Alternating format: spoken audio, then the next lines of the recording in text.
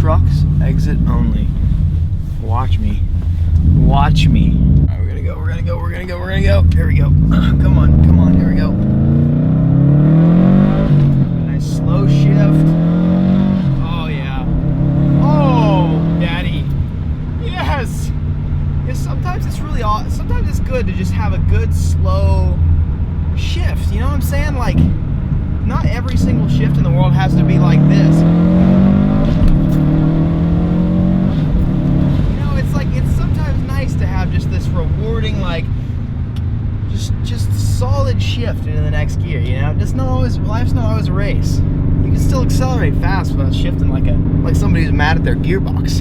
Today, I want to talk about something that has been brought up to me several times over, you know, on the channel, social media, you know, kind of just everywhere. Evan, is it a good idea to daily my race car, or to start making my daily into a race car, or to track my however you want to put it? Most people just want to know, you know, is it a good idea to do both with one car? Well, I personally do have an answer for that. I'm going to do my best to make sure that I'm kind of unbiased here today, because I want you guys to make your own informed decision by yourselves, but I'm going to try and give you some insight in what it's like to kind of daily a car that you track, and yeah, whatever. But first I want to define also, what is a race car? A race car is not a slammed Accord with a wing and overly aggressive arrow on it. I'm sorry, that's not a race car.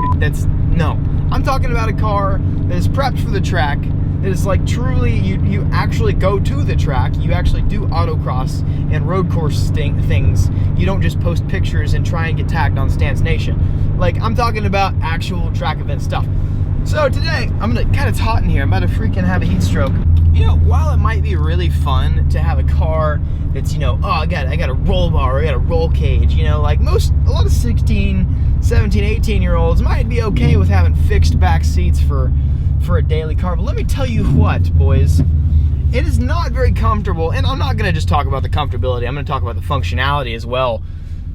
But there's a lot of things that go into, like, tracking a car. There's a lot of stresses and like things, there's just a lot of things that go into driving a car really, really, really hard. And take me for example, this car, this is my Subaru STi. This initially, my goal for this car was to make it a trackable, like track-oriented but daily car.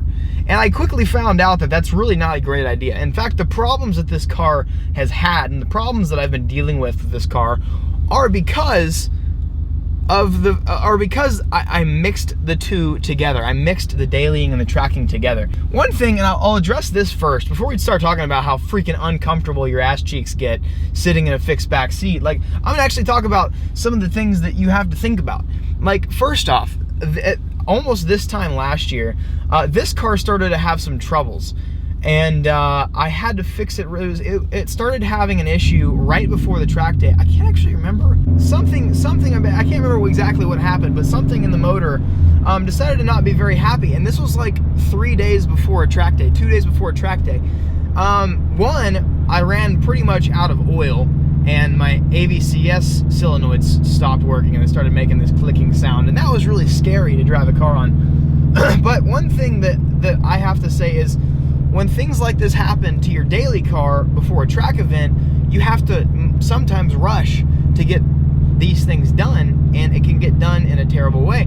Or vice versa. If something happens at the track, which if you have never been to a track event, something will happen at the track. If something happens at the track, you need to fix it really, really quickly, sometimes not the best way possible to get it back on the road. So that's something you kind of have to consider. You know, when you're dealing with these two worlds, they kind of interconnect in some way. And there's a lot of, I'm not trying not to sound like an old man here. There's a lot of things to consider. But let's not forget that driving in a race car can be one of the most uncomfortable things.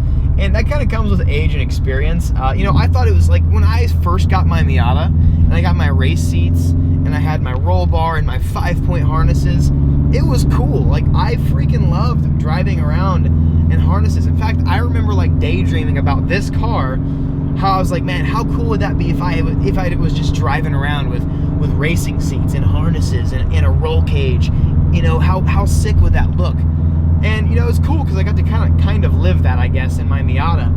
But I shortly realized that, oh my God, it is so incredibly awful driving in like a fixed back seat or a racing seat, for that matter, like an actual bucket seat, and just with coilover suspension, and it's just like, eh. Now I'm probably the worst example ever, and it probably sounds really hypocritical because all of my cars have always had coilovers because I love the way that they make the car handle, and I particularly don't mind the bumpiness in the drive. It's whatever. It's one of those things that my back's not that bad yet, so I don't care. But like, I pretty much have modified and completely ruined the daily ability of any car that I've owned, always. So I'm not exactly the best example here, but you know, I do have experience. I want to give you guys an example. I went on a road rally, the Southern Express, last October with TJ Hunt, and we took my Miata, and he was in the passenger seat the whole time. And we drove from Arkansas, like northwest Arkansas, to Oklahoma City, down to Fort Worth, Texas, and oh my God, the worst day of my life, from Fort Worth all the way to Texarkana to Arkansas in one day. And let me tell you what, it's okay to drive, like it's actually pretty comfortable to drive around the city and to kind of daily around in fixed back seats. I think that they're extremely comfortable because they're meant to be very ergonomic and very, very correct, you know, for how you sit and all that kind of stuff. But the padding obviously is a little bit limited. So I'm telling you what, this was about, I think we had 6 hours in this car. About 6 hours of driving in this car this day alone. And I tell you what, dude, after I remember there was our longest stretch was 3.5 hours, almost 4 hours long of just driving. And I could not feel my butt cheeks. I kid you not, it was actually hard to walk to the restaurant. And so, like, I don't know, it's like you have to consider, you know, do I ever have to take this car on road trips and stuff like that? And that's something, I just got racing seats for my SC300, which I'm going to be installing those pretty soon, as soon as I get them. But I had to consider, you know, do I want to spend a little bit less money to get a cool fixed back seat for drifting that's FIA approved? Or do I want mine and my fiance's future wife's butts to be happy in these seats when we have to drive from Texas to California or to Colorado or to wherever, you know, on these long road trips? So there's a lot of things, especially in terms of comfortability, not even just functionality. You have to consider a lot of these things, and I love this car. Understeer for days. God dang. Oh my gosh. This car handles nothing like my Miata. Nothing at all. It depends on what kind of car you have. There's a lot of variables that go into it. I'm not going to sit here and preach to you and tell you a yes or no answer on, you know, should you daily your track car. You know, 'cause it's fun. You know, driving around a race car is pretty fun. You know, you can freaking do donuts and burnouts and do the stupidest crap ever. You can hit things. You can drift and hit some freaking cone or some wall. And it doesn't matter. Usually because it's your project car and it's your track car. Your track car you shouldn't have to care about. But, you know, one thing I think is the best thing about this entirely, I think the best thing about having separate cars is the mental, just the peace of mind you have from having two separate cars. Like, if you beat the crap out of your track car, it's okay. If your track car drinks a crap ton of oil, it's okay. If your daily car, if you don't want to ding up your daily car or this or that, I don't know. It just gives you a real peace of mind having two separate cars, but it is doable to have one car. I did do it, and I'm still paying the consequences for that.